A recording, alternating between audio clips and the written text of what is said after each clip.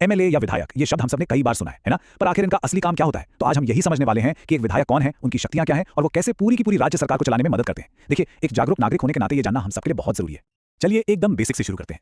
MLA का full form होता है मेंबर ऑफ लेजिस्लेटिव असेंबली, जिसे हिंदी में कहते हैं विधानसभा सदस्य। तो नाम से ही साफ है, ये वो लोग हैं जो राज्य की विधानसभा यानी लेजिस्लेटिव असेंबली में हमारी बात रखते हैं, हमारी आवाज बनते हैं।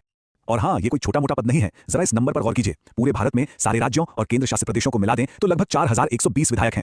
ये संख्या ही बताती है कि हमारे लोकतंत्र की जड़ें कितनी मजबूत हैं और ये प्रतिनिधि कितने अहम हैं। तो सवाल यह है कि विधायक कौन बनता है? देखिए, एक विधायक को किसी खास चुनावी इलाके के लोग, जिसे हम कॉन्स्टिट्यूएंसी कहते हैं, सीधे वोट देकर चुनते हैं। मतलब वो विधानसभा में अपने पूरे इलाके के लोगों की तरफ से बात करते हैं। अच्छा, तो ये चुने कैसे जाते हैं? प्रोसेस बहुत ही सीधा और सिंपल है। जैसा कि यहाँ दिख रहा है, सबसे पहले तो पूरे राज्य को अलग अलग विधानसभा क्षेत्रों में बांट दिया जाता है। फिर हर इलाके के लोग अपने पसंदीदा उम्मीदवार के लिए वोट डालते हैं और बस जिसे सबसे ज्यादा वोट मिलते हैं वही अगले 5 साल के लिए उस इलाके का एमएलए बन जाता है। बिल्कुल सीधा साधा लोकतंत्र। लेकिन एक विधायक को इतनी शक्ति और ये सारे काम मिलते कहां से हैं? ये सब मनमाना नहीं होता। इसके लिए एक पूरी रूल बुक बनी हुई है और वो रूल बुक है हमारा भारत का संविधान। यही तय करता है कि सब कुछ नियम और कायदे से हो।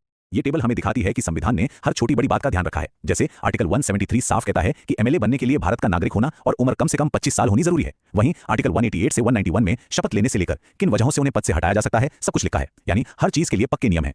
ठीक है, तो चुनाव हो गया, जीत भी गए। अब एक विधायक असल में करते क्या है? चलिए अब उनकी सबसे मुख्य जिम्मेदारियों पर एक नजर डालते हैं। मोटे तौर पे देखें तो एक एमएलए के 4 सबसे बड़े काम होते हैं। पहला, विधायी काम, मतलब राज्य के लिए कानून बनाना या पुराने कानूनों में बदलाव करना। दूसरा, वित्तीय काम, यानी राज्य का बजट पास करना और खर्च पर नजर रखना। तीसरा है सरकार से सवाल जवाब करना, मंत्रियों के काम की निगरानी करना। और चौथा, जो शायद सबसे जरूरी है, वो है लोगों की सेवा, अपने इलाके में सड़कें, स्कूल, अस्पताल जैसी जरूरी सुविधाओं का ध्यान रखना।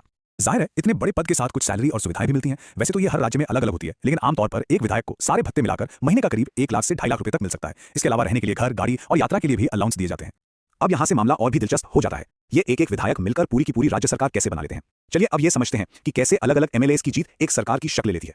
तो सबसे बड़ा सवाल यही है, ये विधायक मिलकर सरकार कैसे बनाते हैं? इसका सारा जवाब बहुमत के खेल में छिपा है, मतलब मेजॉरिटी। इस चार्ट से बात बिल्कुल साफ हो जाएगी। बिहार का उदाहरण लेते हैं, जहां विधानसभा में कुल 243 सीटें हैं। अब यहां सरकार बनाने के लिए जादुई नंबर है 122, यानी आधे से एक ज्यादा। तो जिस भी पार्टी या गठबंधन के पास कम से कम 122 विधायक हो जाते हैं, वही सरकार बनाने का दावा पेश करती है। तो मतलब साफ है, जिस पार्टी या गठबंधन के पास विधायकों की मेजॉरिटी होती है, वही पार्टी अपने नेता को मुख्यमंत्री यानी चीफ मिनिस्टर के तौर पर चुनती है। इस तरह विधायक ही ये तय करते हैं कि राज्य को अगले 5 साल कौन चलाएगा। तो ये सारी बातें हमें एक बहुत ही जरूरी मुद्दे पर लाती हैं, एक आम नागरिक की आवाज और उनके चुने हुए विधायक के बीच का रिश्ता। सच कहूं तो यही रिश्ता हमारे लोकतंत्र की असली जान है। स्रोत सामग्री में एक बहुत ही दमदार लाइन है जो कहती है, विधायक हमारे लोकतंत्र की रीढ़ की हड्डी हैं। और ये बात 100% सच है। यही वो लोग हैं जो जमीनी स्तर पर लोकतंत्र को जिंदा और मजबूत रखते हैं। तो इस पूरी बातचीत का निचोड़ क्या है? सार यह है कि विधायक ही जनता और सरकार के बीच की सबसे सीधी कड़ी है। वो हमारे गली मोहल्ले के मुद्दों को विधानसभा तक ले जाते हैं। उनके एक एक फैसले से पूरे राज्य का भविष्य तय होता है। इसलिए एक विधायक को चुनना सिर्फ वोट डालना नहीं है, यह अपने इलाके के लिए, अपने भविष्य के लिए एक आवाज को चुनना है। और आखिर में एक सवाल जो हम सबको खुद से पूछना चाहिए, क्या हमारे चुने हुए विधायक सच में हमारे इलाके की आवाज हैं? इस पे सोचना और अपने वोट की ताकत का सही इस्तेमाल करना एक जिम्मेदार नागरिक होने के नाते हम सब पर निर्भर करता है।